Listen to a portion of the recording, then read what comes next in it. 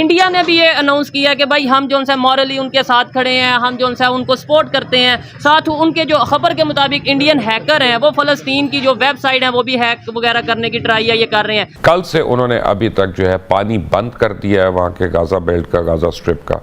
हालात बड़े कशीदा हो रहे हैं, पोलराइजेशन स्ट्रांग होती जा रही है पूरी दुनिया में। अब पानी तक जो है वो बंद कर दिया गया है और उसके बाद फिर उल्टा जो मजम्मत है वो भी गाजा ही की जा रही है, वो भी फ़लस्तीन ही की जा रही है। जो रिस्पॉन्स दिया है इजराइल ने, दैट इज बर्बरिज्म, वो बर्बैरिटी है। Even they are warning the Egyptian government if they are supplying any medical supply or any food to Gaza, they're going to attack the tracks who are holding this humanitarian supply for Gaza people. अल्लाह की मेहरबानी से ये मेरा interview तुम याद रखना, फतह अल्लाह की मेहरबानी से मुसलमानों के हक में आएगी और फ़लस्तीन के अंदर इंशाअल्लाह ला इलाहा इल्लल्लाह मुहम्मद रसूलुल्लाह का परचम बुलंद होगा। पाकिस्तान के दफ्तर हमारा जो रिएक्शन आया बहुत ही माइल्ड था।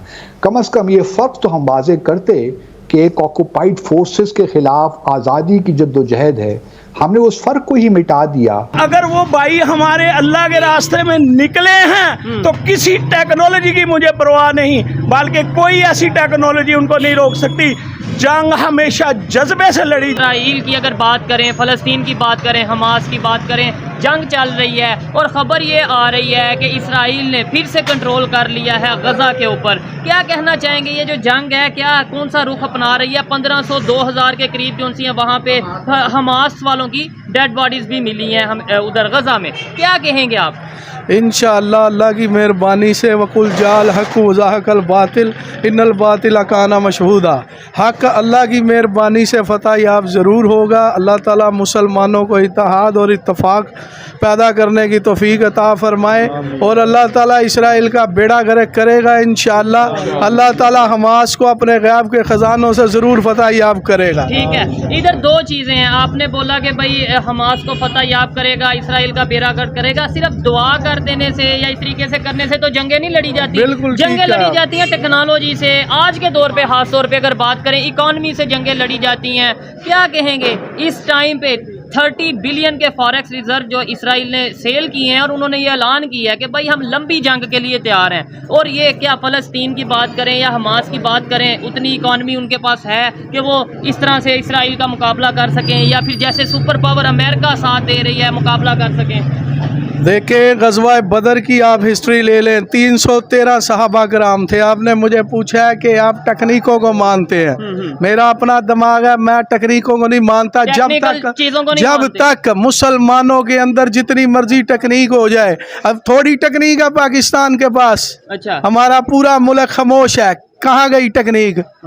जब तक ईमान का जज्बा नहीं आएगा भाई आप जंग नहीं जीत सकते। वो 313 दे साहबा कराम जिन्होंने कुफर का बेड़ा गर्क कर दिया था, इंशाअल्लाह इस दफा फिर तारीख अपना आप दोहराएगी अल्लाह के हुक्म से। ये मुट्ठी भर, ये जो मुट्ठी भर मुसलमान हैं, अल्लाह की मेहरबानी से अब अल्लाह टेक्नोलॉजी भी दे देगा। जब जज्बा सच्चा हो, लगन हो, तो अल्लाह की जात अपनी गैब से मदद फरमाती है। एक चीज ये भी कही कि अगर मुसलमान यूनाइटेड हो जाए, इकट्ठे हो जाए, तो इसका मतलब अभी दुनिया के मुसलमान इकट्ठे नहीं नजर अभी तो इकट्ठे नहीं है, लेकिन इंशाअल्लाह ताला इकट्ठे हो जाएंगे। मुझे अल्लाह से बड़ी उम्मीद है। होंगे कौन सा ऐसा मतलब इस टाइम पे अगर इकट्ठे नहीं है, और इवन इकट्ठा होना एक दूसरी तरफ है, आपस में लड़ रहे हैं इस टाइम। अगर हम बात करें पाकिस्तान की, अफगानिस्तान के साथ इशू चल रहे हैं और ईरान के मतलब दूसरे शिया सुन्नी कॉन्फ्लिक्ट यार के साथ। मेरी बात सुने, अफगानिस्तान के अंदर कितने अफगानी थे? उन्होंने कैसे अमेरिका को शिकस्त दी है मेरे भाई? क्या उनके पास अमेरिका से ज्यादा टेक्नोलॉजी थी? बताओ मुझे। रूस का कैसे उन्होंने बेड़ा गर्क किया? क्या उनके पास रशिया से ज्यादा टेक्नोलॉजी थी?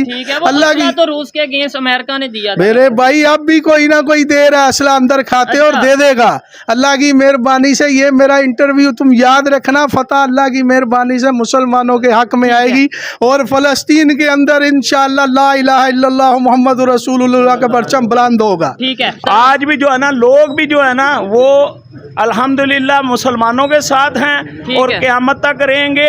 सिर्फ क्या है कि हमारे अंदर वो जज्बा ख़त्म हो चुका है, जो जज्बा को उजागर करना है वो क्या है। अल्लाह कुरान के अंदर फरमा रहा है वमा लकुम ला तुकातिलूना फी सबीलिल्लाह, कि अल्लाह के रास्ते में निकलो। ठीक है, नबी सल्लल्लाहु अलैहि वसल्लम ने फरमाया इज़ा तरक्तुमुल जिहाद फसल्लतल्लाहु अलैकुमुज़ ज़िल्ला, कि तुम पर ज़िल्लत को मुसल्लत कर दूंगा जब तुम अल्लाह के रास्ते में नहीं निकलोगे। तो अगर वो भाई हमारे अल्लाह के रास्ते में निकले हैं तो किसी टेक्नोलॉजी की मुझे परवाह नहीं, बल्कि कोई ऐसी टेक्नोलॉजी उनको नहीं रोक सकती।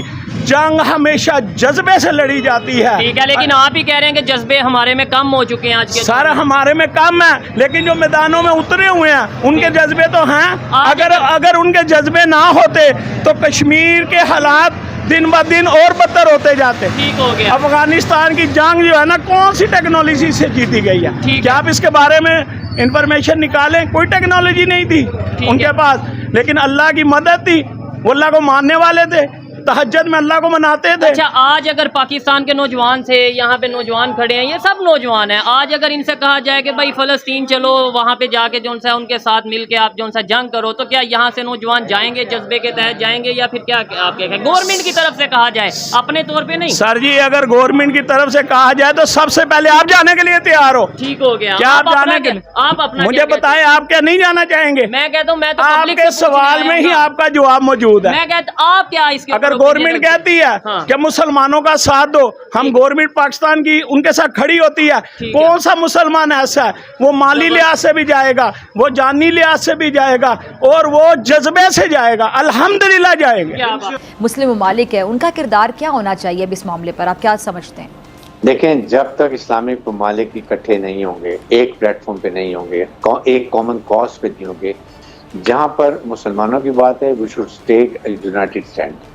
नेटो को देख लें किस तरीके से वो है, हमें भी एक इस्लामिक यूनाइटेड फ्रंट बना लें जिसमें कम अज़ कम इकोनॉमिक मैटर्स, ये रिलीजन मैटर, डिसेक्रेशन के जो होती हैं इशू थे, और उसके बाद इवन ऐसे कि हम एजुकेशन के बारे में, कहीं ना कहीं हम डिफेंस के बारे में अपनी बात करें। हमें ये वक्त आ गया है इसलिए कि देखें, पैलेस्टीन का राइट है कि 2 स्टेट्स जो हम चोरी कहते हैं उनको अपनी जगह देनी चाहिए और जो जगहों पे कब्जा हो वो वापस होने चाहिए।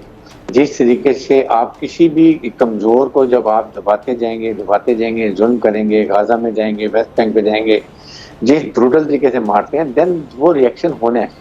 And they have come up now, they have told the world कि now there is a time कि आप इसका फैसला करें। और इस वक्त हमास बहुत स्ट्रॉन्ग बार्गेनिंग पोजीशन पर है। आप मुज़ाकरात उस वक्त करते हैं जब आप स्ट्रॉन्ग पोजीशन होते हैं। अगर आपने उनके जनरल पकड़े हुए हैं, ब्रिगेडियर्स पकड़े हुए हैं, आपके काफ़ी ट्रुप्स उनके पकड़े हुए हैं, सिविलियन पकड़े हुए हैं, Israelis are very sensitive to these things. So they will have to come very soon. They will see that they will come to negotiating के लिए हमारे लिए थोड़े, then you can bargain properly. But Islamic world का काम है अभी इसको आप इमीडिएटली सीज़फायर करें कि अननेसेसरी किसी भी साइड का इंसानी जो जानी नुकसान ना हो, और उसके बाद जब मुज़ाकरात का वक्त आता है देन आई थिंक इसको अच्छे तरीके से नेगोशिएट किया जाए।